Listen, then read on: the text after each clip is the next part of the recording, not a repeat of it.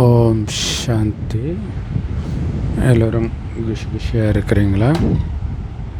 9/8/2026 அவ்யக்த முரளி.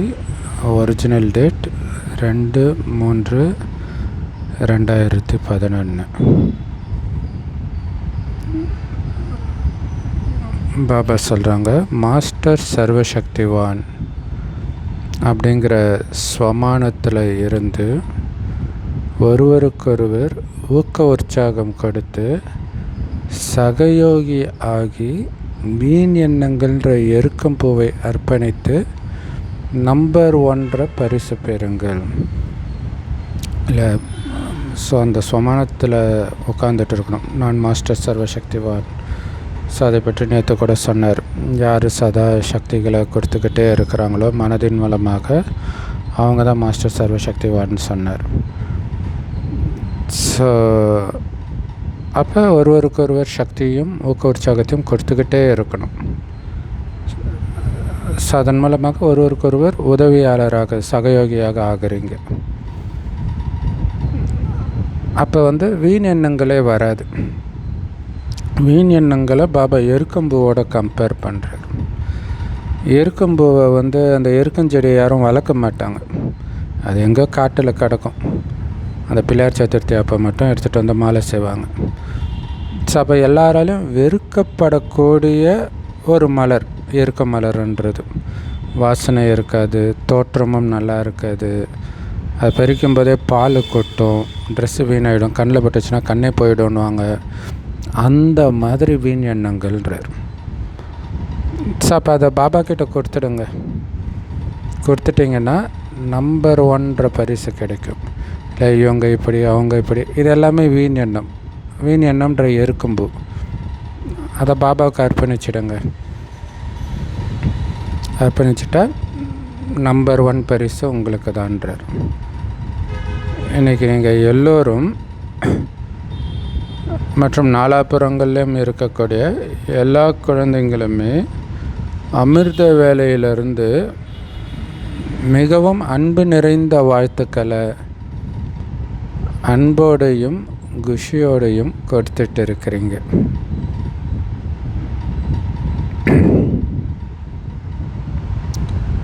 ஸோ பாபாவுக்கு நாம் வாழ்த்து கொடுத்துட்டு இருக்கிறோம் அமிர்த வேலையிலிருந்து. ஸோ தந்தை கூட செல்ல குழந்தைகளாக உங்கள் எல்லோருக்கும் இந்த ஜெயந்தியின் வாழ்த்துக்கள் கொடுக்கறதுக்காக தான் வந்திருக்கிறார். ஸோ இது சிவஜெயந்தி, சிவராத்திரி முரளி. ஸோ அப்போ குழந்தைங்க ஹாப்பி பர்த்டே பாபான்னு சொல்கிற மாதிரி பாபா கூட எல்லா குழந்தைங்களுக்கும் ஹாப்பி பர்த்டே குழந்தைன்னு சொல்கிறார். அதுக்கு தான் வந்திருக்கிறார். ஒவ்வொரு குழந்தையும் தந்தைக்கு ரொம்ப ரொம்ப அன்பானவர்கள், மனதுக்கு பிரியமானவர்கள். அதனால் பாப்தாதா தன்னுடைய கையில் இருக்கிற மாலையினால் உங்கள் எல்லோருக்கும் வாழ்த்துக்கள் கொடுத்துட்டு இருக்கிறார். பாபா பார்க்குறார், நீங்கள் எதிரில் வாழ்த்து கொடுத்துட்டு இருக்கிறீங்க, பாபா கிட்டேருந்து வாழ்த்து அடைஞ்சிட்டும் இருக்கிறீங்க. அதாவது மதுபனில் இருக்கிற குழந்தைங்கள சொல்கிறார். அதே மாதிரி நாலாபுரத்துலையும் இருக்கக்கூடிய குழந்தைங்க, மதுபனுக்கு வராத குழந்தைங்க கூட சில இடங்களில் பாபாவுக்கு வாழ்த்து கொடுக்குறாங்க. ஏன்னா பாபா எல்லோரையும் பார்க்குறாரு. நேற்று கூட சொன்னார் இல்லையா, மதுபனில் இருந்தாலும் அவருடைய பார்வை எல்லா குழந்தைங்க மேலேயும் இருக்குதுன்றார். அதனால் ஸோ உள்நாட்டில் இருக்கிற வெளிநாட்டில் இருக்கிற எல்லா பாபா குழந்தைங்களுக்கும் பாபா ரொம்ப அன்பாக வாழ்த்து கொடுத்துட்டு இருக்கிறார். ஒவ்வொரு குழந்தையும் மகிழ்ச்சியான முகத்தோட அன்பு கடலில் விளையாடிட்டு இருக்கிறத பாப்தாதா பார்க்குறாங்க. அந்த மகிழ்ச்சியான சந்தோஷத்தோடு அந்த பாபா நினைவிலேயே மூழ்கி இருக்கிறது அன்பு கடலில் விளையாடிட்டு இருக்கிறது. ஸோ அதை பார்த்து பாபாவுக்கு குஷி வருது. பாபா தனியாக வர்றது கிடையாது, குழந்தைங்களோட தான் வர்றார். ஏன்னா பாபா வர்றது யஜ்யத்தை படைக்கிறதுக்காக தான்.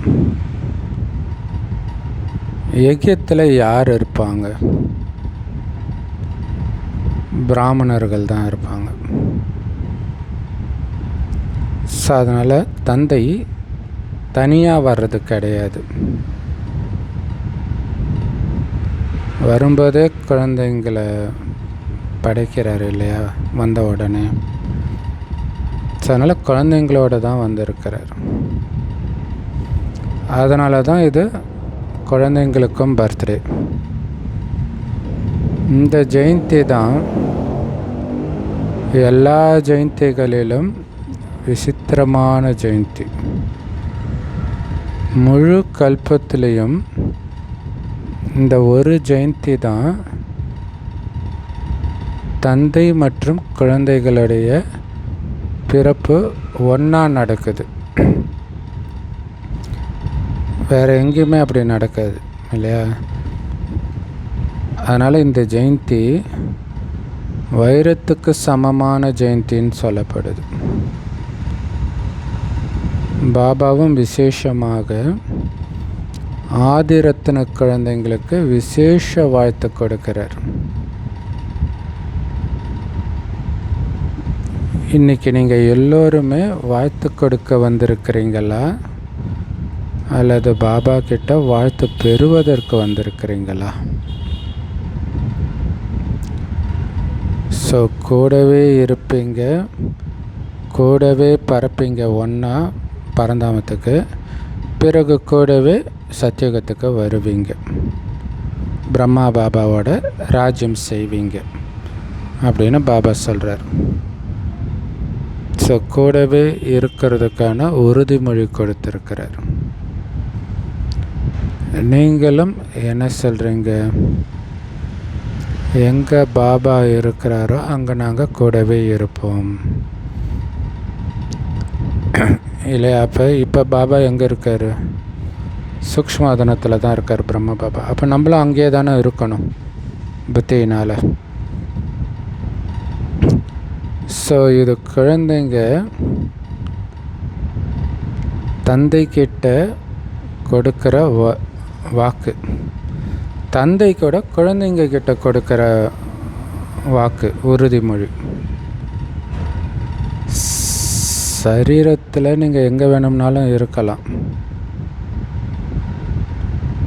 ஆனால் உள்ளத்தில் தந்தை சதா கூடவே இருக்கிறார்.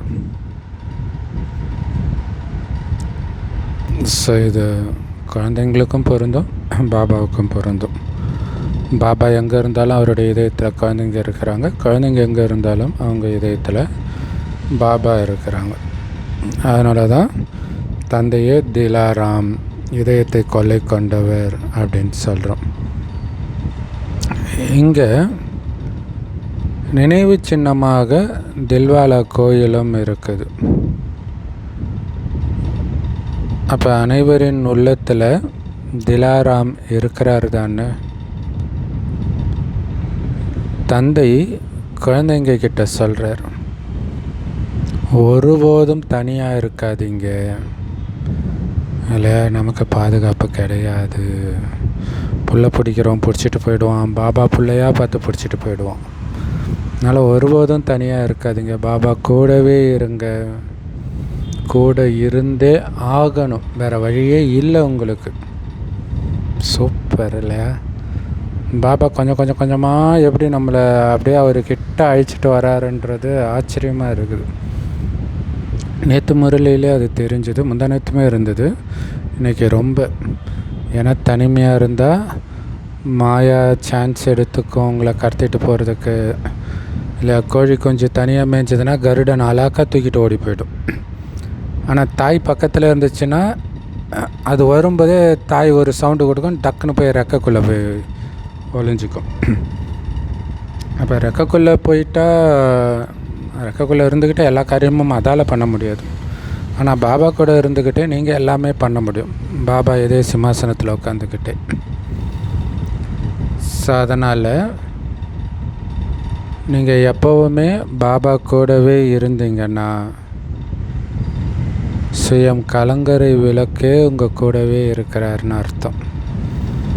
அவர் முன்னாடி மாயா தூரத்திலே ஓடி போயிடும். ஏன்னா மாயான்றது இருட்டு. வெளிச்சத்தில் அது இருட்டாகவே காட்டுவாங்க புராண கதைகளில் கூட. இருட்டா, நிழலா, கருப்பு புகையா, இப்படிலாம் காட்டுவாங்க. ஸோ வெளிச்சம், ஆப்சன்ஸ் ஆஃப் லைட்டு தான் அது. அப்போ பாபாவோ லைட் ஹவுஸ். அப்போ அவர் முன்னாடி மாயா எப்படி வரும்? தூரத்திலே ஓடி போயிடும். நெருக்கத்தில் கூட வரவே முடியாதுன்றார். அதனால் பாபா கூடவே இருக்கணும். உங்கள் கணவன்கிட்ட பேசினாலும் பாபா கூடவே இருந்து பாபாவுடைய மனைவியை பேசணும். மனைவிக்கிட்ட பேசினாலும் சரி, குழந்தைகிட்ட பேசினாலும் சரி, பிடித்தவங்க பிடிக்காதவங்க யார் கூட பேசினாலும் பாபாவோட மனைவி நான்ற உணர்வில் பாபா கூடவே இருந்து பேசணும். அதனால் குழந்தைங்க தந்தைக்கிட்ட சதா கூடவே இருக்கிறதுக்கான உறுதிமொழி செஞ்சுருக்கிற மாதிரி தந்தை கூட குழந்தைங்க கூடவே சதா இருக்கிறதுக்கான உறுதிமொழி செஞ்சுருக்கிறார். ஆனால் கூட இருக்கிறாருன்ற அந்த நினைப்பு இருக்கணும். அந்த நினைப்பு இருந்தால் தான் அது உங்களுக்கு அனுபவம் ஆகும். ஸோ நீங்கள் எல்லோரும் உறுதிமொழி செஞ்சுருக்கிறீங்க தானே? அப்போ உறுதிமொழி செஞ்ச மாதிரி பாபா கூடவே இருக்கிறீங்களா? பாபா உங்கள் கூடவே தான் இருக்கிறார், கூடவே இருப்பார். கூடவே இருக்கிறது நன்றாக இருக்கிறது இல்லையா? அப்படி இருக்கிறது தானே கை உயர்த்துங்கன்றார். பாப்தாதா பார்க்குறாங்க, ஒவ்வொரு குழந்தையும் அமிர்த வேலையில் பாபா கிட்ட வந்து இதயபூர்வமான விஷயங்களை பேசுகிறீங்க. உண்மையிலே நேரம் கிடைக்கிறதே கிடையாது. ஆனால் அமிர்த வேலையில் ஒவ்வொருத்தரும் மிகவும் இனிமையிலும் இனிய இதயபூர்வமான விஷயங்களை பாபா கிட்ட பேசுகிறீங்க.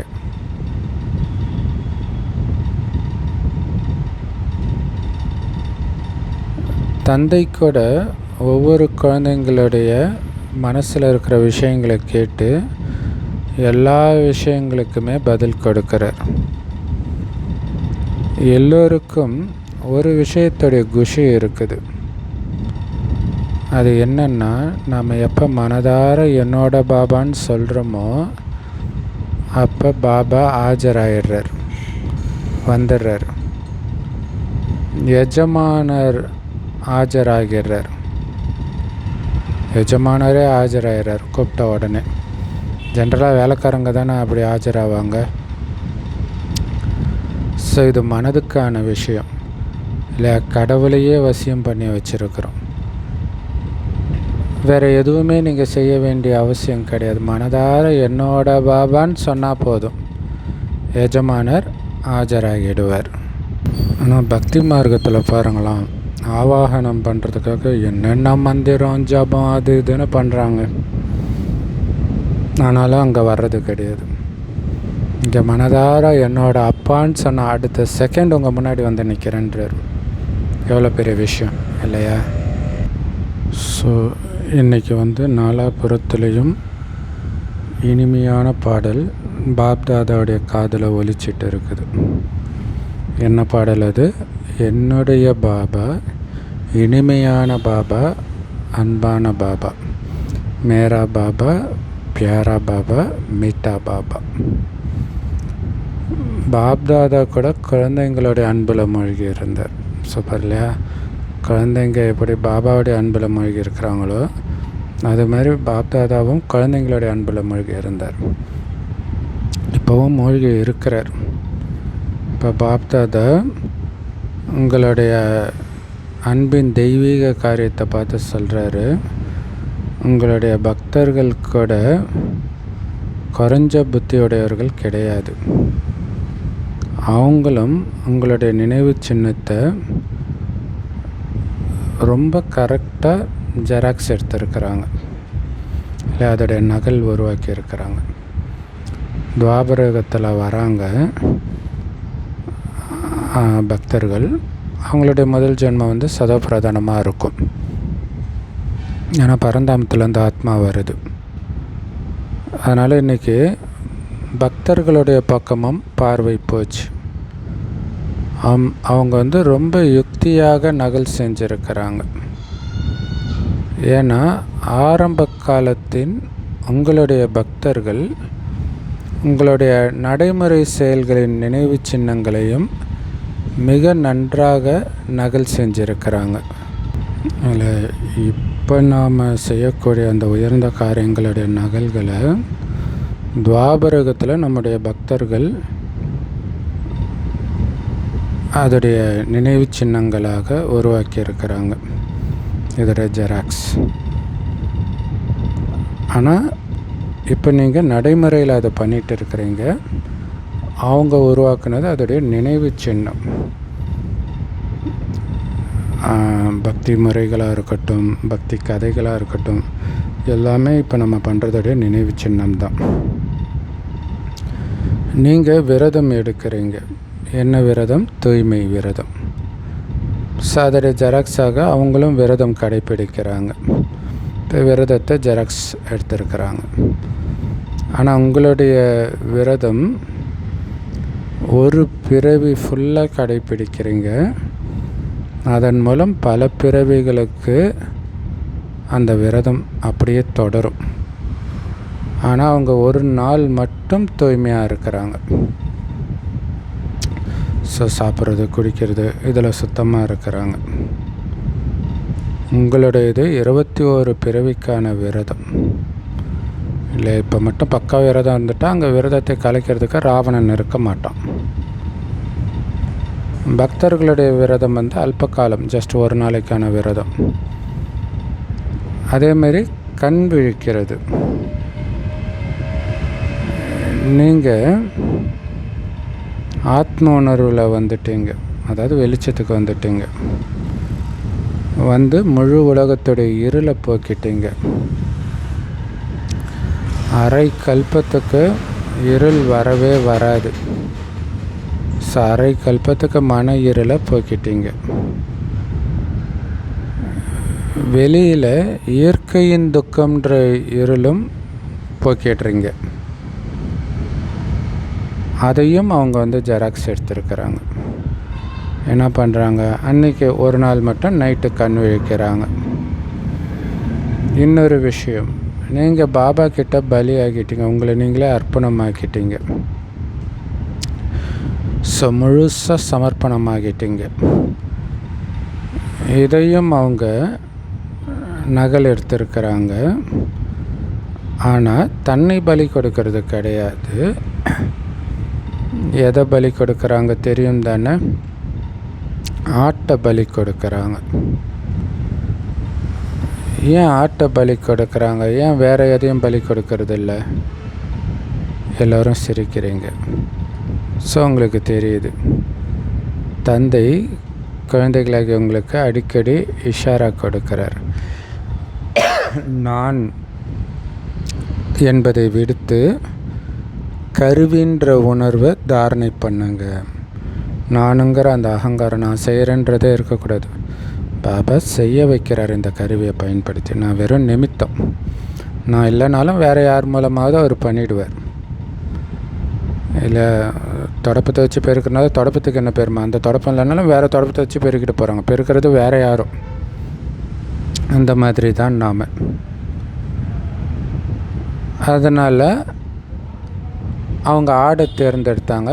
ஏன்னா ஆடு கூட நான் கத்துது இல்லை, மேன்னு கத்துது. ஹிந்தியில் மேனா நான் அர்த்தம். அதனால் அது தேர்ந்தெடுத்துருக்குறாங்க. அப்போ பக்தர்களுடைய புத்தி அதிசயம் செஞ்சது தானே? உங்களுடைய பக்தர்கள் அல்லவா? ஸோ இல்லை, அவங்க பக்தர்கள் தானே அலட்சியப்படுத்தாதீங்க. உங்கள் பக்தர்கள்னு சொல்கிறார். இல்லை, ஒரு சினிமா நடிகர்கள் தன்னுடைய ரசிகர்களை வந்து அலட்சியப்படுத்துறது கிடையாது. அப்படி இருக்கும்போது நீங்கள் உங்கள் பக்தர்களை அலட்சியப்படுத்தலாமா? தந்தை மற்றும் உங்களுடைய பக்தர்கள். அதனால் தந்தை வந்து உங்களுடைய பக்தர்களுக்கும், அதாவது யார் உண்மையான உள்ளத்தோட பக்தி செய்கிறாங்களோ அவங்களுக்கும் ஏதாவது பக்தியின் பலனை கொடுக்குறார். அவங்களும் எப்போவுமே உண்மையாக சாத்வீகமாக இருக்கிறாங்க இல்லையா? உண்மையான உள்ளத்தோட பக்தி செய்கிறவங்க வந்து உண்மையாக இருப்பாங்க, பொய் சொல்ல மாட்டாங்க, சாத்வீகமாக அமைதியாக இருப்பாங்க, குஷியாக இருக்கிறாங்க. துக்கத்தின் பொழுது கூட அவங்க துக்கப்படுறது கிடையாது பக்தர்களே. ஏன்னா உண்மையான உள்ளத்தோட பக்தி செய்கிறாங்க. அதனால தான் அந்த நாயன்மார் கதைகள்லாம் பார்த்திங்கன்னா நிறைய துக்கம் வரும், ஆனால் அவங்களுக்கு துக்கம் அனுபவம் ஆகாது. ஸோ உண்மையான உள்ளத்தோட பக்தி செஞ்சதுனால. அதனால் பாபாவும் குழந்தைகளாகிய உங்களுக்கு இந்த இஷாரா கொடுக்கிறார், நான் என்பதே இருக்கக்கூடாது. நான் என்ன சொல்கிறேனோ அதுதான் நடக்கணும், நான் சொல்கிறது தான் சரி, அதுதான் நடக்கணும். இந்த நான் அப்படிங்கிறது இருக்கக்கூடாதுன்னு பாபா சொல்கிறார். ஸோ ஒன்று சாதாரணமாக நான்ன்றது சரீரதாரியாக இருக்கிறேன், இல்லை நான்ன்றது இந்த உடம்போடு இருக்கிற நான் சொல்கிறது தேகதாரியாக இருக்கிறேன். ஸோ அது சாதாரண நான். இன்னொன்று ஆழமான நான். அதில் பாபா கொடுத்ததையும் நான் செஞ்சேன், நான் சொன்னேன், நான் செஞ்சேன்னு சொல்லிட்டு இருக்கிறீங்க. கொடுத்தது பாபா, என்னமோ நீங்களே கொடுத்த மாதிரி இல்லை. இந்த ஞானம் பக்காவாக சொன்னாலும் இந்த ஞானத்தை கொடுத்தது யார்? அந்த சாரத்தை கொடுத்தது யார் இல்லையா? ஸோ அப்போ தந்தை கொடுத்த சிறப்பு அம்சங்கள்லையும் நான் எவ்வளோ அன்பாக இருப்பேன் தெரியுமா, நான் எவ்வளோ பொறுமையாக இருப்பேன் தெரியுமா, இதெல்லாம் பாபா கொடுத்தது. இதில் எப்படி நான்ன்றது வந்துடுது? இதுதான் ஆழமான நான்ன்றார். ஒன்று தேகம்ன்ற அந்த நான், இன்னொன்று பாபா கொடுத்ததே நான் பண்ணேன்னு சொல்லிட்டு இருக்கிறது. ஞானத்தின் அறிவு, சிறப்பம்சங்களின் அறிவு, இதில் கூட ஆழமாக நான்ன்றது வந்துடுது இல்லை. ஞானத்தின் அறிவும் சிறப்பம்சங்களின் அறிவும் பாபா கொடுத்தது இல்லையா? அதனால்தான் பாபா சைகை கொடுக்கிறார், நான் மற்றும் எனது. சதா என்னோட பாபான்றதில் மட்டும்தான் மனதின் பற்று இருக்கணும், வேறு எதுலேயும் எனதுன்னு வரக்கூடாது. எல்லைக்குட்பட்ட எனது, அதாவது என்னுடைய பேர், என்னுடைய பெருமை, இதையெல்லாம் நீக்கி என்னோட பாபா, நான் பாபாவுடையவன் அப்படின்னு சொல்லும்போது எவ்வளவு குஷி ஏற்படும் இல்லை? மற்றதெல்லாம் என்னதுன்னு நினைக்கிறீங்கன்னா அது உங்களை விட்டு போகும்போது துக்கத்தை கொடுக்கும், உங்கள்கிட்ட இருந்து போயிடுமோன்ற ஒரு பயத்தை கொடுக்கும். ஆனால் என்னோட பாபானும் போது டக்குன்னு உங்கள் முன்னாடியே வந்து நிற்கிறார். அப்போ என்னோட பாபானும் போது எதிர வராருன்னு நினைங்க, அப்போ குஷி ஏற்படுன்றார். பகவான் என்னுடையவராக ஆகிட்டார், வேறு என்ன வேணும் அல்ல? என்னோட பாபானோடனே அப்படியே வந்துட்டார்னா, வேலைக்கார மாதிரி வந்துட்டார்னா அப்போ உங்களுடையவர் தானே, இப்போ வேறு என்ன வேணும்? ஸோ ஒன்று சாதாரண என்னுடையது, இன்னொன்று ஆழமான என்னுடையது. ஸோ அதாவது பாபா கொடுத்ததெல்லாம் என் இதுன்னு நினைக்கிறது. இந்த ஆழமான என்னுடையது தான் உங்களை கரையுடையவர்களாக ஆக்கிடுது. என்னுடைய பாபான்னு சொல்லும் பொழுது அது உங்களை பணக்காரனாக ஆக்கிடுது. மற்றபடி ஆழமான என்னுடையது உங்களை எதுவும் இல்லாதவனாக ஆக்கிடுது. இப்போ என்னோட பாபா அது மட்டும்தான் இருக்கணும். நான் ஆத்மா, என்னோடவர் பாபா. இன்றைக்கி பிறந்தநாள் கொண்டாட வந்திருக்கிறீங்க, உங்கள் பிறந்த நாளையும் கொண்டாட வந்திருக்கிறீங்க, பாபாவோடைய பிறந்த நாளையும் கொண்டாட வந்திருக்கிறீங்க. குழந்தைங்க இல்லாமல் பாபாவால் ஒன்றுமே பண்ண முடியாது. அதனால் தந்தை குழந்தைங்களுடைய பிறந்தநாள் உற்சவத்தின் வாழ்த்துக்களை கொடுக்கறதுக்காக வந்திருக்கிறார். ஆஹா என்னுடைய குழந்தைகளே, ஆஹா, இப்பொழுது ஒரு விஷயம் சொல்லவா? தயாராக இருக்கிறீங்களா? சொல்லட்டுமா? ஏன்னா பாபா சொன்னால் நீங்கள் செய்ய வேண்டி இருக்கும், சும்மா கேட்டுட்டு போகிறது கிடையாது. அதனால் சொல்லவா? செய்வீங்களா? கை உயர்த்துங்க. டபுள் ஃபாரினர்ஸ் செய்வீங்களா? டீச்சர்ஸ் செய்வீங்களா? நல்லது. இன்றைக்கி நினைவு சின்னமாக சிவபரமாத்மாவுடைய நினைவார்த்தமாக எருக்கம்பூ அர்ப்பணிக்கிறாங்க. ஸோ நம்ம பிள்ளையாருக்கு எருக்க மாலை போடுற மாதிரி சிவனுக்கும் எருக்க மாலை போடுவாங்க போல இருக்குது. நம்ம ஊரில் போடுறாங்களான்னு தெரியல, பட் போடுவாங்கன்னு பாபா சொல்கிறார். ரோஜா அல்ல, வேறு எந்த மலர்களையும் அர்ப்பணிக்கிறது கிடையாதான், எருக்கம்பூ தான் அர்ப்பணிக்கிறாங்களாம். அதனால் இன்றைக்கி எந்த ஒரு விஷயத்தை நீங்கள் அர்ப்பணிங்கள். எந்த வீட்டு பாடம் கொடுக்க விரும்புகிறார் இல்லை கேட்குறார், எந்த விஷயத்தை அர்ப்பணிக்க போகிறீங்க? எந்த வீட்டு பாடம் பாபா கொடுக்க போகிறார்? தயாராக இருக்கிறீங்களா பாபா சொல்கிறத அர்ப்பணிக்கிறதுக்கு? இல்லை, ஏன்னா அர்ப்பணிக்கிறது தான் வீட்டு பாடம் கொடுக்க போகிறாருன்னு தெரியுது. சரி, நல்லது. குழந்தைங்க எல்லோரும் ஆமாம் பாபா அப்படின்னு சொல்கிறது பாபாவுக்கு ரொம்ப பிடிச்சிருக்குது. பிறந்த நாளான இன்று தந்தைக்கு இந்த சங்கல்பம் இருக்குது. எல்லோரும் ஒருவருக்கொருவர் ஊக்க உற்சாகம் கொடுத்து ஒருவருக்கொருவர் உதவியாளர்களாக ஆகி வீண் எண்ணங்கள்ன்ற எருக்கம்பூவை அர்ப்பணிப்பு செய்யுங்கள். தொடர்ந்து பல வாரமாக பாபா இதை தான் சொல்கிறார் இல்லையா, வீண் எண்ணங்களை அர்ப்பணம் பண்ணுங்கன்றார். ஏன்னா விகாரத்துக்கு ஸ்டார்டிங் பாயிண்ட்டாக இருக்கிறது வீண் எண்ணமாக தான் இருக்கும். ஸோ அதை அர்ப்பணம் செய்யுங்க. வீண் விஷயங்களை சிந்திக்கிறது, வீண் விஷயங்களை பேசுகிறது, வீண் விஷயங்களை செய்கிறது, இதெல்லாம் அர்ப்பணம் பண்ணுங்க. ஸோ அதுக்கு ஒருவருக்கொருவர் உதவியாளராகவும் ஆகுங்கன்றார். இந்த வீண் எண்ணங்களை தான் எருக்கம்பூன்னு பாபா சொல்கிறார். வீண் எண்ணங்களே உங்களுக்கு வரக்கூடாது. மற்றவர்கள் பேசுகிற அந்த வீண் விஷயத்தை நீங்கள் கேட்கக்கூடாது. கெட்ட சகவாசத்தில் வீண் சங்கல்பங்களின் கலரை தூவக்கூடாது, மற்றவர்களுக்கும் சொல்லிட்டு இருக்கக்கூடாது. ஸோ அப்போ பாபா யூஸ் பண்ணுற வேர்டு பாருங்கள், வீண் சங்கல்பங்களின் கலர் தூவக்கூடாதுன்றார். அதாவது மற்றவர்களுக்கு வீண் சங்கல்பங்கள் உருவாக்கக்கூடிய விஷயத்தை நீங்கள் அவங்கக்கிட்ட விதைக்கக்கூடாது. அவங்க இப்படின்னா நீங்கள் என்ன சொல்கிறீங்களோ அதை பற்றி அவங்க சிந்தனை பண்ணிகிட்டு இருப்பாங்கல்ல. ஏன்னா வீண் சங்கல்பம் எங்கே இருக்குமோ அங்கே நினைவின் சங்கல்பம் வராது இல்லையா. வீண் எண்ணம் வந்ததுன்னா பாபாவுடைய நினைவு எப்படி வரும்? ஞானத்தின் இனிய வார்த்தை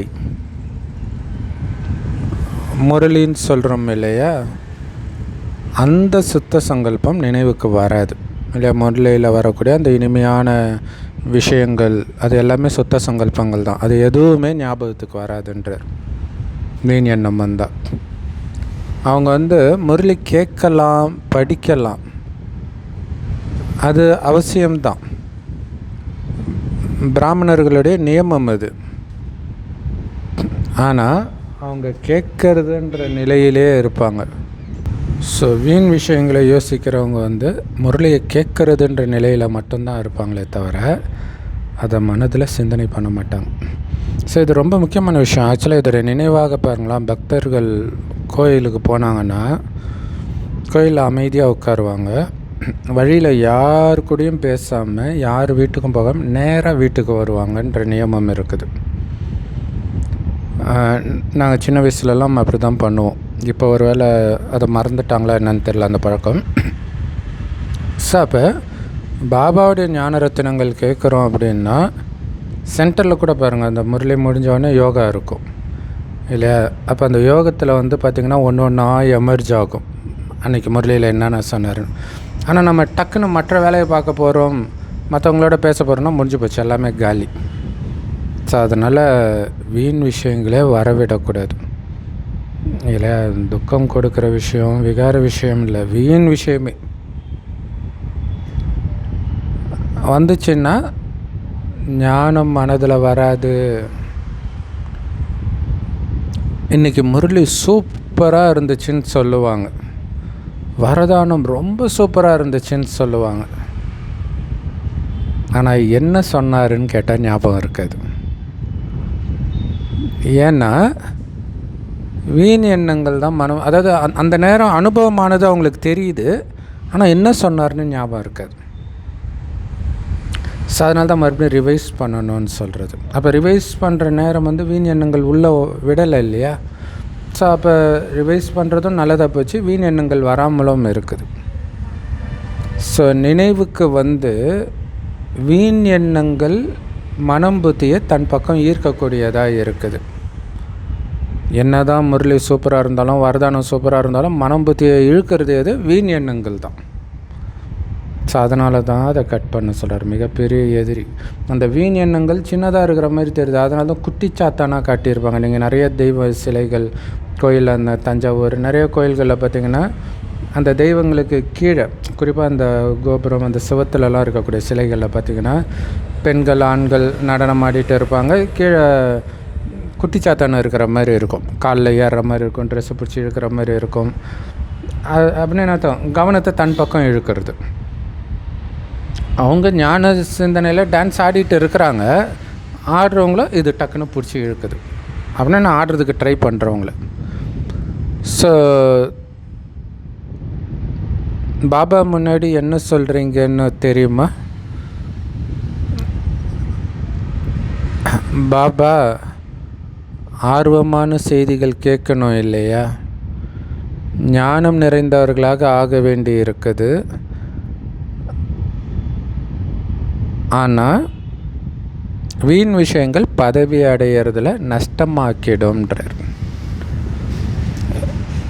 இல்லையா? பாபா கிட்ட என்ன சொல்கிறாங்களாம், பாபா ஆர்வமான விஷயம்னா தெரிஞ்சுக்கணும் தானே பாபா அப்படின்னு சொல்கிறாங்களாம். அந்த வீண் விஷயம் கேட்கக்கூடாதுன்னு பாபா சொல்கிறதுக்கு அதான் பாபா சொல்கிறார், ஞானம் நிறைந்தவராக ஆகணும். அதுக்காக வீண் விஷயத்தில் நீங்கள் ஞானம் நிறைந்தவராக ஆகணும்னு நினச்சிங்கன்னா அது உங்கள் பதவி அடையிறதுல நஷ்டமாக்கிடும், கீழானதாக்கிடும் பதவியை. ஸோ நீங்கள் எல்லோரும் பாபா கிட்ட இப்போ வீண் எண்ணங்களை சிந்திக்க மாட்டேன், கேட்க மாட்டேன், பேச மாட்டேன்னு உறுதிமொழி செய்கிறீங்களா? நாம் விரும்புறது கிடையாது, ஆனாலும் அது வந்துடுது பாபான்னு சொல்கிறீங்க. அப்போ விரும்புறது கிடையாது ஆனால் வந்துடுதுன்னா பாபா கிட்ட திடமான எண்ணத்தோடு கொடுக்கலைன்னு அர்த்தம். இப்போ திடமான எண்ணத்தோடு கொடுத்துடணும், அவ்வளோதான். அதுக்கு எனக்கும் சம்மந்தம் கிடையாதுன்னு திரும்பி பார்க்குறது கிடையாது. இல்லை ஒரு நிலத்தை வந்து இன்னொருத்தருக்கு ஃப்ரீயாக கொடுக்குறீங்கன்னா அதுக்கு அடுத்தது அதை பார்க்கும்போது அது என்னதுன்ற எண்ணமே வரக்கூடாது. அந்த மாதிரி திடமான எண்ணத்தோடு இந்த வீண் எண்ணத்தை கொடுத்துடணும். முதல்ல கொடுக்க வருதான்னு பாபா கேட்குறார்.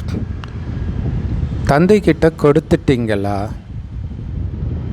கொடுத்த பொருள் ஒருவேளை திரும்பவும் உங்ககிட்ட வந்துட்டா அதை வச்சுக்குவீங்களா அல்லது திரும்பி கொடுத்துடுவீங்களா?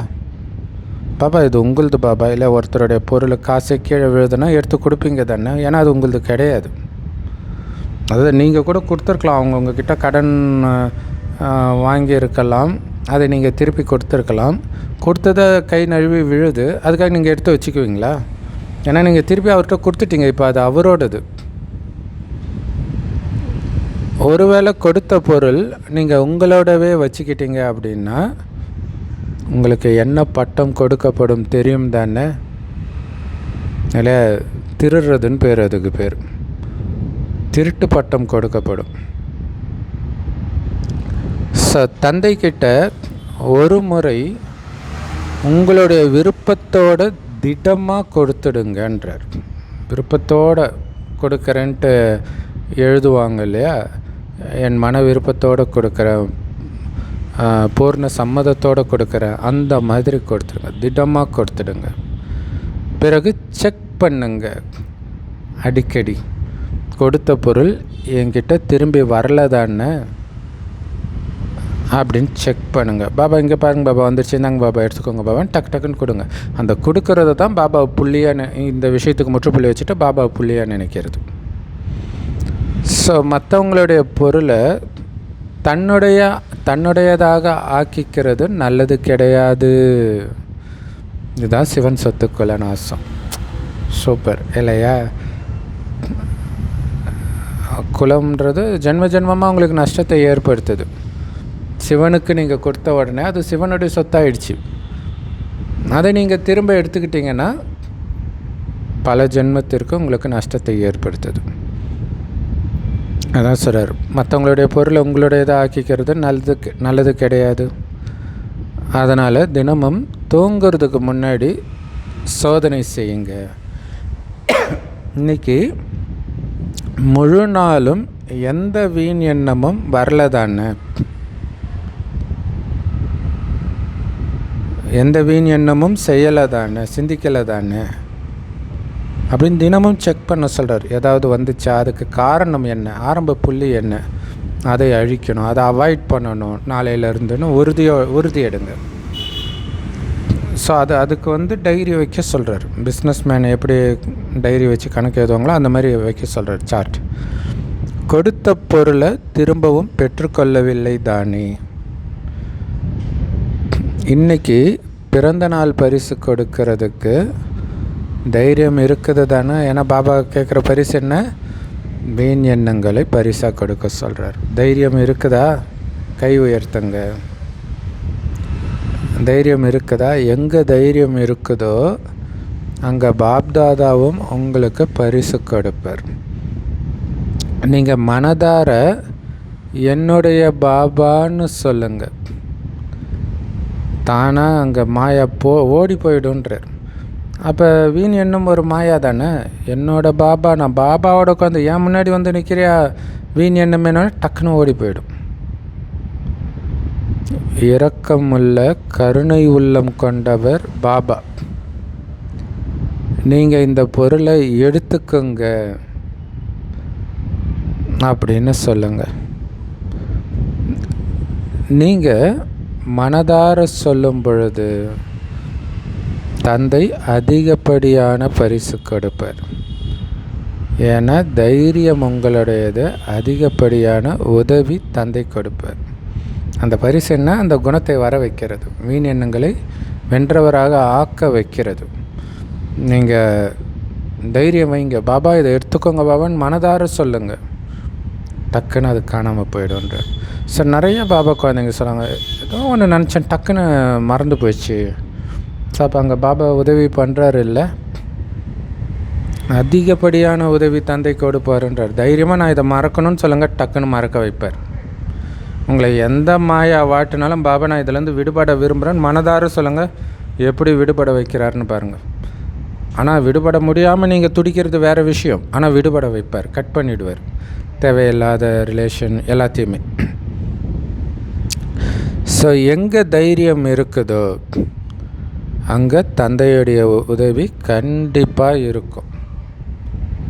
இதை அனுபவம் செஞ்சுருக்கிறீங்க தானே.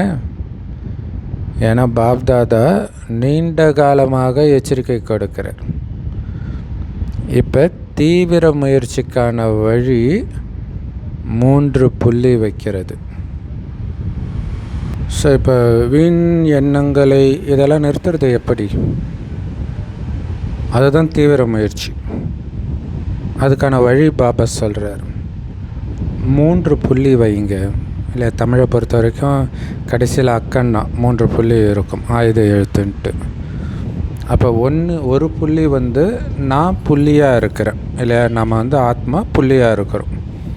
அடுத்தது நம்முடைய தந்தை சிவபாபா புள்ளியாக இருக்கிறார். ஸோ புள்ளியான தந்தையை நினைவு செய்யணும்.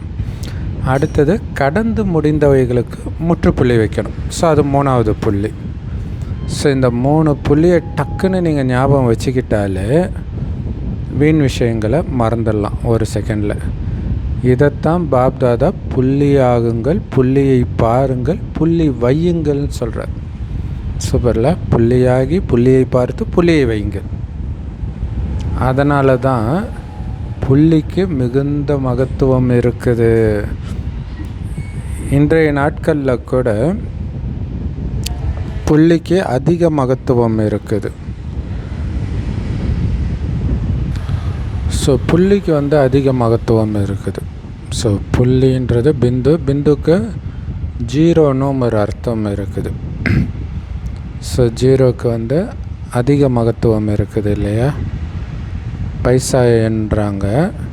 ஏன்னா எல்லாருக்கும் இன்றைக்கி அதிக அன்பு பணத்தின் மேலே தான் இருக்குது. பணம் எப்படி அதிகரிக்கும்? புள்ளி வச்சுக்கிட்டே இருங்க, அதாவது பிந்து வச்சுக்கிட்டே இருங்க, அதாவது 0. 1க்கு பக்கத்தில் ஒரு 0 போட்டால் 10 ஆகிடுது, அதுக்கு பக்கத்தில் இன்னொரு 0 போட்டால் 100 ஆகிடுது, இன்னொன்று போட்டால் 1000 ஆகிடுது, அப்படியே போய்கிட்டே இருக்குது. இப்போ 0 வேல்யூவே ஏற்றிடுது. ஸோ அதனால தான் பிந்துவுக்கு மகத்துவம் இருக்குது.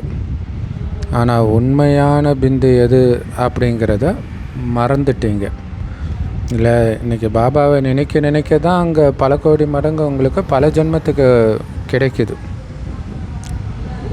ஸோ அதுக்கு தடையாக இருக்கிறது வீண் எண்ணங்கள். அதை தான் பிறந்த நாள் பரிசாக கொடுங்கன்னு பாபா கேட்டார். கொடுத்துட்டீங்களா? உள்ளபூர்வமாக கொடுத்தீங்களா? ஏன் கொடுக்கணும், எதுக்கு கொடுக்கணும் அப்படிலாம் கேட்க மாட்டீங்க தானே? எப்படி செய்கிறது, என்ன செய்கிறது? இது மிகவும் கெட்ட மொழி. பாபா கொடுனா கொடுத்துடணும் இல்லையா? எதுக்கெடுத்தாலும் கூட பேசிகிட்டு இருக்கக்கூடாதுன்னு சொல்லுவாங்க இல்லையா? ஸோ என்ன செய்கிறது, எப்படி செய்கிறது, இந்த எண்ணெய் எப்படி, இப்படிலாம் சொல்லக்கூடாது. பரிசு கொடுப்பதற்கு குஷியாக கை உயர்த்தினீங்க தானே? அல்லது எல்லாரும் கை தூக்குறாங்கன்னு ஒரு வலுக்கட்டாயமாக நீங்கள் உயர்த்தினீங்களா? ஏன்னா வலுக்கட்டாயமாக கை உயர்த்தினவங்க சதா செய்ய மாட்டாங்க. அதே மாதிரி வலுக்கட்டாயமாக செய்கிறவங்களும் சதா செய்ய மாட்டாங்க, அப்பப்போ செய்வாங்க, அவ்வளோதான். ஸோ உள்ளபூர்வமாக செய்யக்கூடியவங்க தான் கண்டிப்பாக செய்வாங்க, கண்டிப்பாக ஆவாங்க இல்லையா? புள்ளியாகி புள்ளியை பார்த்து முற்றுப்புள்ளி வைக்கிறது உள்ளபூர்வமாக செய்யணும். அதன் மூலமாக வீண் எண்ணங்களை உள்ளபூர்வமாக பரிசாக கொடுக்கணும். கொடுத்துட்டிங்களா? கொடுத்தே ஆகணும். இப்படி குஷியாக சங்கல்பம் செஞ்சிங்கன்னா சர்வசக்திவான் தந்தையுடைய குழந்தைங்க மாஸ்டர் சர்வசக்திவானாக இருக்கிறவங்களுக்கு இது ஒரு பெரிய விஷயமான்றார் இல்லையா? குஷியாக வீண் எண்ணங்களை கொடுக்கறது சர்வசக்திவானுடைய குழந்தைங்களுக்கு பெரிய விஷயமா? மாஸ்டர் சர்வசக்திவான் நீங்கள், உங்களுக்கு இது ஒரு பெரிய விஷயமா? ஆனால் மனசில் ஏதோ ஒரு எண்ணம் வரதானே செய்யும். அதுக்கு பாபா சொல்கிறார், வீண் கரெக்டு தான், விட்டிங்கன்னா வீண் எண்ணம் வரும். அதனால தான் ஃப்ரீயாக விடாதீங்க மனசை, ஸ்வமானில் செட் ஆகிடுங்கன்றார். ஸ்வமான்ற சீட்டில், அதாவது சுயமரியாதை, பாபா கொடுக்கக்கூடிய ஞான கருத்துக்கள், நான் பரம பவித்ர ஆத்மா, மாஸ்டர் சர்வசக்திவான், இந்த மாதிரி நிறைய விஷயங்கள் தினம் முரளியில் வருது இல்லையா? அதில் எப்போவுமே செட் ஆகி இருங்க, மறக்கவே மறக்காதீங்க. ஏன்னா இதுதான் உங்களுடைய ஸ்வமானம், சுயமரியாதை. உங்களுடைய சுயமரியாதை விடலாமல் வெளி உலகத்தில் ஒன்றும் இல்லாத விஷயம்லாம் சுயமரியாதைன்னு பிடிச்சிட்டு இருக்கிறாங்க. இங்கே நீங்கள் உங்களுடைய ஸ்வமானத்தை விட்டுடக்கூடாது. வெளி உலகத்தில் சுயமரியாதைக்காக சண்டை போட்டுட்டு இருக்கிறாங்க. ஆனால் உண்மையான சுயமரியாதை என்னன்னு அவங்களுக்கு தெரியல. அதனால் இந்த ஸ்வமானத்தை நீங்கள் விடாதீங்க. இன்றைக்கி தந்தைக்கு அன்பு ஏற்பட்டு இருக்குது. சின்ன விஷயத்துக்காக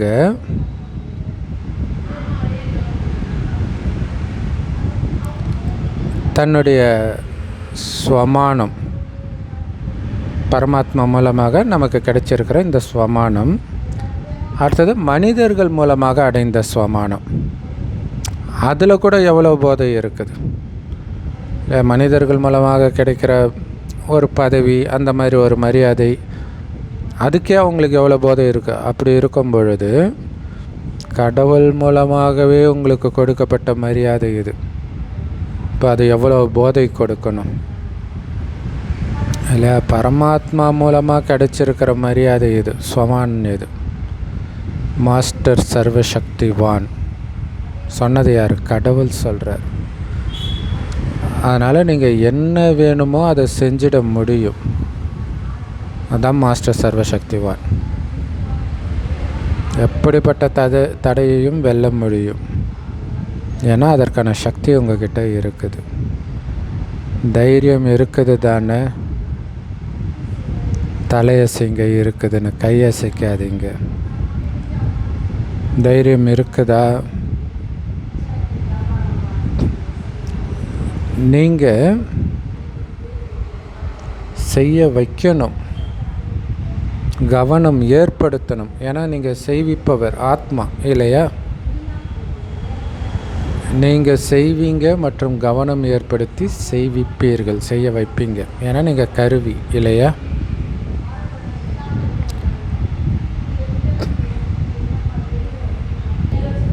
ஸோ பிறகு பாபா பார்ப்பார், எந்த வகுப்பில் குழந்தைங்க பாஸ் ஆகிருக்குது, ஸோ யார் ஃபஸ்ட் ரேங்க் எடுக்கிறாங்க. ஏன்னா பாபா நல்ல பரிசும் கொடுப்பார். என்ன பரிசு கொடுப்பேன்னு சொல்ல மாட்டேன், ஆனால் பெரிய பரிசு கொடுப்பேன். முழு வகுப்பும் முயற்சி பண்ணணும். ஒருத்தர் மட்டும் செஞ்சார்னு இருக்கக்கூடாது, மெஜாரிட்டி செய்யணுன்றார். பாப்தாதாவுக்கு ஒவ்வொரு குழந்தை மேலேயும் அன்பு வருது. ஒவ்வொரு குழந்தையும் நம்பர் 1 வரணும், 2வதாக வரக்கூடாது. முதல் ராஜ்ய அரியணையில் அமர மாட்டீங்க 2வதாக வந்தீங்கன்னா. ஸோ ஆக்சுவலாக அரியணையில் 2 பேர் உட்காருவீங்க. ஆனால் முதல் ராஜ்யம் முதல் ராஜ்ய வம்சத்தின் சம்பந்தத்தில் வருவீங்க. ஆக்சுவலாக ஃபஸ்ட்டு முதல் ராஜ்யம் மம்மா பாபா ஃபிக்ஸ் ஆகிடுச்சு இல்லையா? அதனால் நாம் அரியணையில் உட்கார மாட்டோம், ஆனாலும் அவங்க குடும்பத்தில் இருப்போம். ஸோ அதுவுமே முதல் நம்பரில் வர கணக்கு தான். அதுதான் முதல் ராஜ்யம் முதல் ராஜ்ய வம்சத்தின் சம்பந்தத்தில் வருவீங்க. 2 எண்ணிக்கை, அதாவது மம்மா பாபா மட்டும் முடிவாயிடுச்சு. ஆனால் ராஜ்யம் செய்கிறது, ராஜ்ய அதிகாரி ஆகணும் அப்படின்னா முதல் ராஜ்யத்திலேயே வரணும். அதனால் பாப்தாதாவுக்கு குழந்தைங்க மேலே இந்த அன்பு தான் இருக்குது.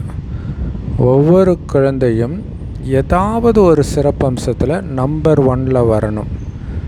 வரிசை கிரமமாக இருக்கக்கூடாது. ஆர்வம் இருக்குதா நம்பர் 1 வர்றதுக்கு? அல்லது எது கிடைச்சாலும் சரின்னு இருக்கிறீங்களா? சரின்னு சொல்லக்கூடாது. பாபாவுடைய ஆசை, அதாவது எது கிடைச்சாலும் சரின்னு சொல்லக்கூடாது. பாபாவுடைய ஆசை ஒவ்வொரு குழந்தையும் ஏதாவது அதிசயம் செஞ்சு நம்பர் 1 வரணும். 4 பாடங்கள் இருக்குது. ஏதாவது ஒரு பாடத்தில் நம்பர் 1 ஆகியே தீரணும், ஆகியே தீர வேண்டும் என்பதை அடிக்கோடிடுங்கள், அண்டர்லைன் பண்ணுங்கன்றார்.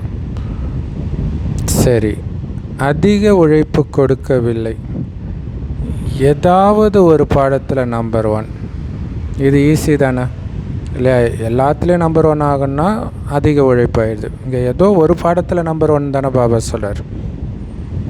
மற்றபடி இன்றைய நாளில் அமிர்த வேலையில் சந்திப்பு செஞ்சுட்டு இருந்த ஒவ்வொரு குழந்தையும் ரொம்ப குஷியில் சிரிச்சுக்கிட்டு மகிழ்ச்சியான முகத்தோடு இருக்கிறத பார்த்துட்டு இருந்தார்.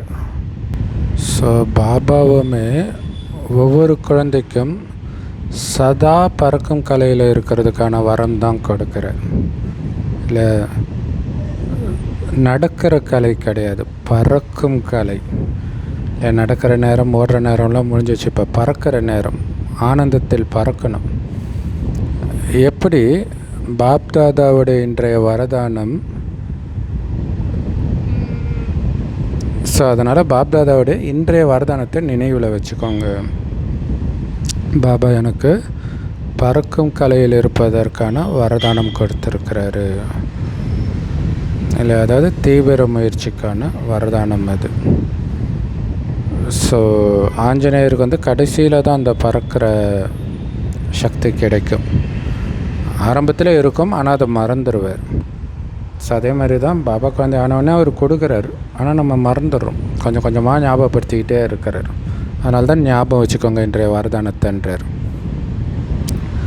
பாப்தாதா உங்களுடைய பிறந்த நாள் அன்னைக்கு, அவருடைய பிறந்த நாள் அன்னைக்கு என்ன வரதானம் கொடுத்தாருன்னு நினச்சி பாருங்க. பறக்கும் கலை பவ, இல்லை பறக்கும் கலையில் இருங்கன்ட்டு வரதானம் கொடுத்துருக்கிறார். ஸோ நீங்களும் கூட சிவராத்திரி திருவிழாவை மனதில் கொண்டாடினீங்க தானே. ஸோ அனைவரும் நன்றாக இருக்கிறீங்க, நன்றாக இருப்பீர்கள். நல்லதிலும் நல்லதாக ராஜ பதவி பலனாக அடைவீர்கள். பாபா கொடுக்குறார் இந்த வரத்தை. இல்லையா, வாழ்க்கை மோசமாயிடுச்சு, அது எப்படி ஆகும்?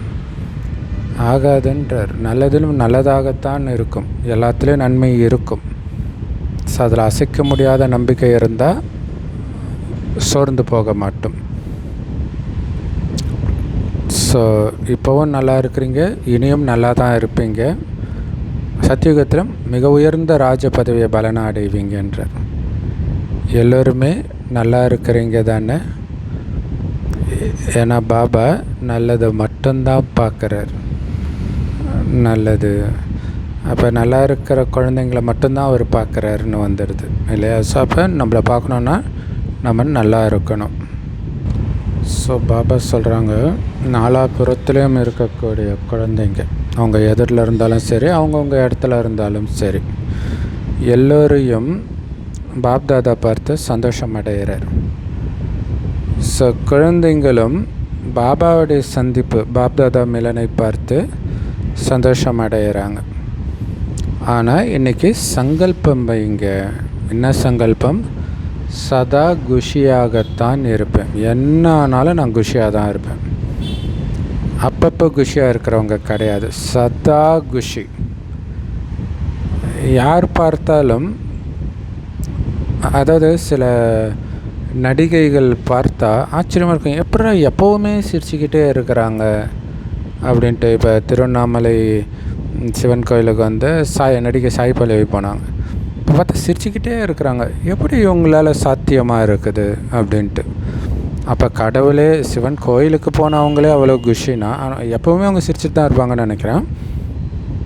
ஸோ அப்போ கடவுளே கிடைச்சிருக்கிறாரு, இதன் மூலம் உலக ராஜ்யமே கிடைக்குதுன்னா நீங்கள் எப்போவும் குஷியாக இருக்கணும் இல்லையா.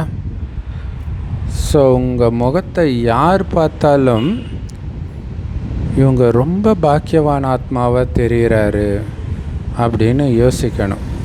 உங்களுடைய சிரித்த முகத்தை பார்த்து உங்களுடைய பாக்கியம் உங்களுடைய நடத்தையிலும் முகத்திலையும் தெரியணும். மனசில் அதிகமாக பாக்கியம் இருக்குதுன்னு இருந்துடக்கூடாது, அது வெளிப்புறமாக தெரியணும் இல்லை, உங்கள் முகத்தில் தெரியணுன்றார் அந்த பாக்கியம். சரி, மனசில் அந்த பாக்கியம் இருக்குது, மனசில் நான் சந்தோஷமாக தான் இருக்கிறேன், அப்படி இல்லை, உங்கள் முகத்திலேயே தெரியணும், உங்கள் நடத்தையில் தெரியணுன்றார். உங்களுடைய அந்த பாக்கியவான் முகம், மகிழ்ச்சியான முகம் மற்றவர்களுக்கும் அப்பாவுடைய அறிமுகத்தை கொடுக்கும் இல்லை. உங்கள் முகத்தை பார்த்த உடனே நம்மளும் இந்த மாதிரி ஆகணும்னு அவங்களுக்கு தோணணும். ஸோ அதனால் அந்த முகம் வந்து சிரித்த முகம் மாறாமல் இருக்க வேண்டியது ரொம்ப முக்கியம். ஸோ அந்த சேவையை வந்து சிவானி தீதி ரொம்ப அற்புதமாகவே பண்ணுறாங்க இல்லையா. எல்லா பாப்பா குழந்தைங்களுமே அதை பண்ணுறாங்கன்னு தான் நினைக்கிறேன். ஸோ அப்போ உங்களுடைய அந்த சிரித்த முகத்தை பார்க்கும்போது இவங்கக்கிட்ட ஏதோ இருக்குது அப்படின்னு உங்கள் முகமே சொல்லுன்றார். இல்லை, face is the index of mind, அகத்தின் அழகு முகத்தில் தெரியும், இப்படியெல்லாம் சொல்லுவாங்க இல்லையா. அப்போ உங்களுடைய முகமே சேவை செய்யணும் இல்லை, உங்களுடைய வாய்மொழியாக மட்டும் பாபா சேவை செய்கிறதா இருக்கக்கூடாது, உங்கள் முகம் சேவை செய்யணும். பாபா வரைக்கும் அழிச்சிட்டு வரணுன்ற மகிழ்ச்சியாக இருக்கிறது கூட சேவைக்கான சாதனம் தான் சொல்கிறார்.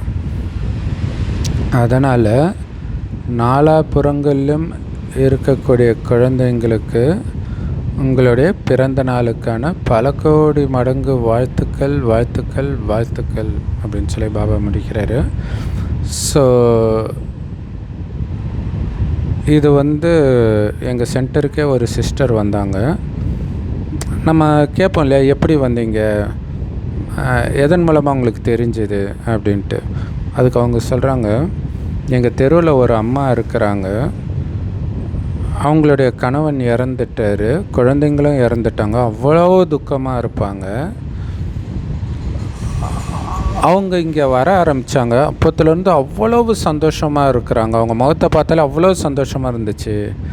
அதை பார்த்து தான் நான் வந்தேன், வேறு எதுவுமே அவங்க சொல்லலாம் இல்லை, அவங்க முகத்தை பார்த்து இவங்க ஈர்க்கப்பட்டு வராங்க. அப்போ அந்த டிஃப்ரென்ஸ் தெரிஞ்சு பாருங்கள். ஸோ பாபா குழந்தைங்களுக்கு துக்கம் வருவதே சேவைக்கான சாதனம், அதை புரிஞ்சுக்கணும். இல்லை, துக்கம் கொடுக்குற மாதிரி சூழ்நிலை வரும்போது நீங்கள் சிரித்த முகத்தோடு இருக்கும்போது அது யோசிக்க வைக்கும் பல முறை. ஸோ அந்த சிரித்த முகம் சாகிற வரைக்கும் மறக்க மாட்டாங்க. ஸோ அது ரொம்ப கவனம் கொடுக்கணும் இல்லையா, முகம் வாடவே கூடாது,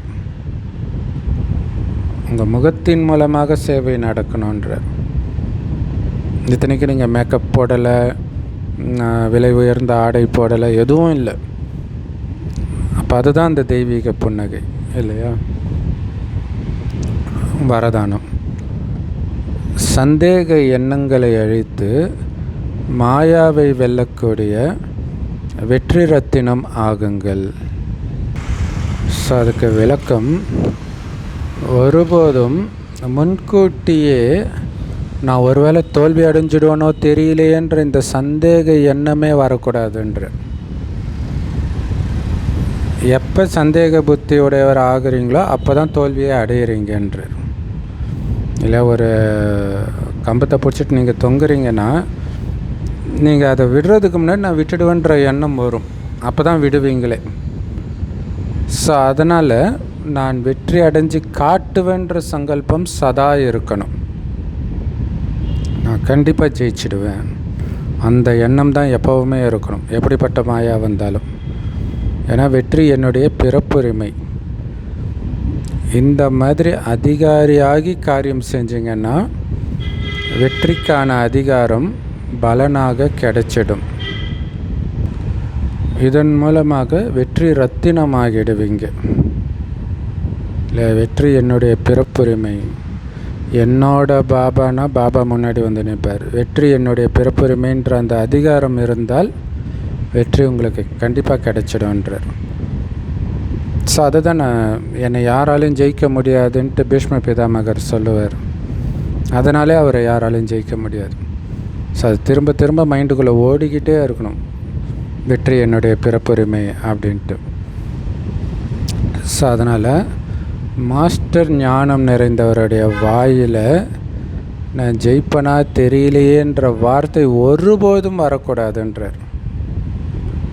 இல்லை, நான் ஜெயிக்கலைன்னா யார் ஜெயிப்பா, இதுதான் மைண்டில் வரணும். சமசூப்பரான வரதானம். ஸ்லோகன் கருணை உணர்வு எளிதாகவே உங்களுடைய பொறுப்புணர்வை வெளிப்படுத்திடுது.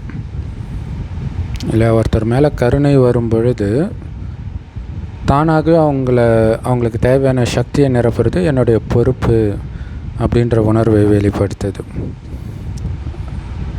ஏன்னா அதை நமக்கு சொல்லி கொடுத்துருக்கிறார் பாபா இல்லையா. அவ்யக்தேஸ்வரா, அப்பவித்திரத்தாவின் விதையை கூட அழித்துவிட்டு சம்பூர்ண தூய்மையானவராக ஆகுங்கள்.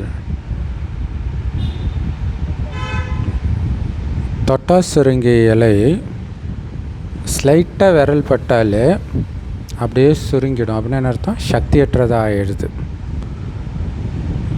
இல்லை அதிக நேரம் எடுக்காது, அந்த செகண்டே டக்குன்னு சுருங்கிடுது. அதே மாதிரி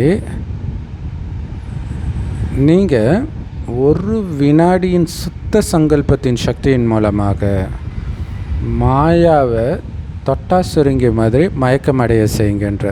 சூப்பரில் நான் நமக்கு சொல்ல வர்றாருன்னு நினச்சேன், இப்போ தான் தெரியுது மாயாவுக்கு சொல்கிறேன். தொட்டாசுருங்கியாக இருக்காதீங்கன்னு நமக்கும் பாபா சொல்லுவார். இப்போ மாயாவை ஒரு செகண்டில் சக்தியற்றதை ஆக்கிடுங்க, மயக்கமடைய செய்யுங்க. எப்படி? சுத்த சங்கல்பத்தின் சக்தியின் மூலமாக, திடமான எண்ணத்தின் மூலமாக. உங்களுடைய உண்மையான ஸ்வரூபம், வரதானி ஸ்வரூபம் சதா நினைவில் இருந்தால் அசுத்தம் அல்லது மறதியின் பேர் அடையாளம் கூட இருக்காதுன்றார். இல்லை, உங்களுடைய உண்மையான ஸ்வரூபம், ஆத்மஸ்வரூபம், அமைதி ஸ்வரூபம், ஆனந்த ஸ்வரூபம், கூடவே பாபா கிட்ட வரங்களை அடைந்த அந்த ஸ்வரூபம், ஏதாவது ஒரு வரம், மாஸ்டர் சர்வசக்திவான் இன்னைக்கு சொன்னார் இல்லையா, ஸோ அந்த மாதிரி ஏதோ ஒரு வரம் சதா ஞாபகம் இருந்தால் அழுக்கான எண்ணங்களின் பேர் அடையாளமே இருக்காது.